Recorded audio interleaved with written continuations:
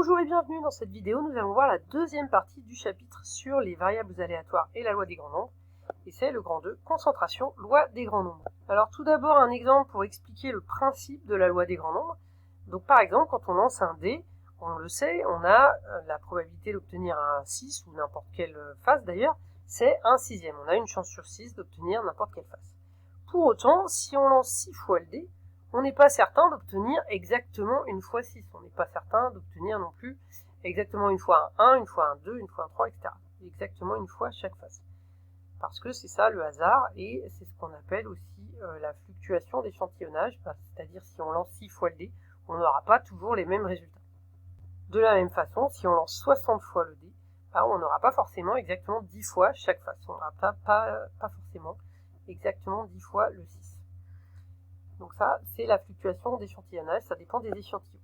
Mais quand même, la loi des grands nombres, elle permet d'affirmer que plus on va faire un grand nombre de lancers, plus la fréquence du nombre 6 se rapproche de 1 sur 6. Plus on sera près d'une chance sur 6 d'avoir le 6. Voilà. D'avoir n'importe quelle face d'ailleurs. Donc ça, plus on va utiliser un grand nombre de lancers. Et on va pouvoir dire à partir de combien est-ce qu'on sera très proche de cette valeur ou pas, avec une certaine marge d'erreur. Donc on a des inégalités qui vont nous permettre de déterminer ça, notamment dans le cas d'un sondage, en fonction du nombre de personnes interrogées, on pourra dire, on peut affirmer, parce que bien sûr le sondage ne donne pas précisément la valeur réelle, mais on pourra dire on est dans un intervalle avec une certaine marge d'erreur.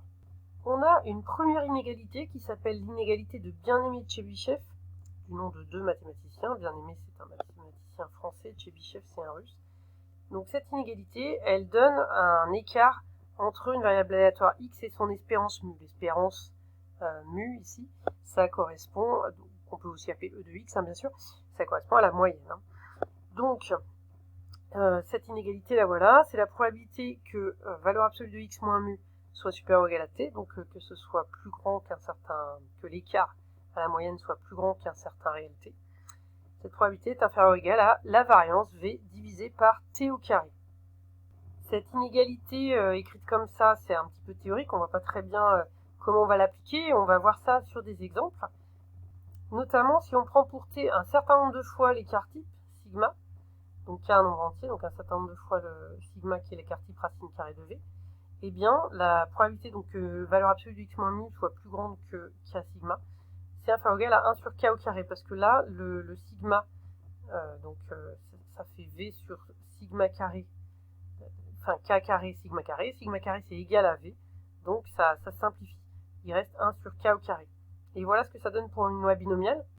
Une loi binomiale, elle est répartie comme cela symétriquement autour de la moyenne, l'espérance mu, donc de chaque côté, avec des valeurs très hautes près de mu, et puis ça tend vers 0 de chaque côté ensuite. Quand on est au-delà de mu moins de sigma à gauche et mu plus de sigma à droite, ça veut dire que ces valeurs-là, ce sera inférieur ou égal à 0,25. Donc on aura toutes les autres valeurs, 0,75, à l'intérieur de ces deux valeurs. Ce qui permet de dire qu'on a 75% de chance d'avoir les valeurs à l'intérieur de cet intervalle. Et nous en arrivons maintenant à la loi des grands nombres en elle-même. Donc on reprend ce qu'on avait vu un petit peu plus haut, c'est-à-dire un échantillon de taille n, donc grand x1, grand x2, etc., grand xn, de la loi de probabilité suivie par une variable aléatoire grand x, d'espérance mu et de variance v, donc il faut revoir un petit peu ce qu'on avait écrit avant, si vous voulez, donc c'est des variables aléatoires indépendantes identiques, et on avait appelé donc mn, la moyenne de cet échantillon, c'est x1 plus etc. xn, divisé par n. Alors dans ce cas, l'inégalité de concentration, ça correspond à l'inégalité de Bien-Aimé de Tchebychev. Pour tout réel t supérieur à 0, on a la probabilité de valeur absolue de mn moins mu supérieur ou égal à t est inférieur ou égal à la variance divisée par nt carré. Et puis la loi des grands nombres, elle dit de manière plus générale que cette probabilité, quand n tend vers plus infini, elle tend vers 0. C'est-à-dire que plus le n est grand, plus on va être très proche de la valeur de la moyenne, de l'espérance, donc de la valeur théorique. Cette valeur théorique qui est pour le d par exemple un sixième, une chance sur 6. Et enfin, quand on applique ces formules avec la loi binomiale, donc là on a rappelé ce que c'est qu'une loi binomiale, un schéma de Bernoulli, n répétitions d'une épreuve de Bernoulli par mètre P, avec des répétitions identiques et indépendantes. Ici, la variable aléatoire associée à la ième épreuve de Bernoulli. Et puis, chaque variable aléatoire 30x suit la loi de Bernoulli. Et on appelle Sn la somme de ces variables aléatoires. Donc c'est elle qui suit la loi binomiale. Et donc l'inégalité de Bien-Aimé-Tchebyshev appliquée à Sn et Mn, ça donne ceci, la probabilité de Sn moins Np en valeur absolue, puisque c'est bien dans l'inégalité de Bien-Aimé-Tchebyshev, c'est x moins mu. Ici, x, grand X c'est Sn, et l'espérance de Sn c'est bien Np.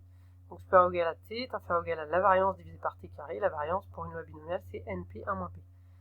Pour Mn, bien, en fait, c'est tout divisé par n, puisque Mn c'est Sn sur n. Et donc, l'espérance ici, c'est juste p, petit p. Et du coup, ici, comme la variance c'est d'un nombre divisé par n, ça fait divisé par n carré. On a le n divisé par n carré, il reste un n en bas là, p 1 moins p sur nt carré. Bon, tout ça, c'est sûr qu'il faudra voir sur des exemples ce que ça donne pour que ce soit un petit peu plus concret.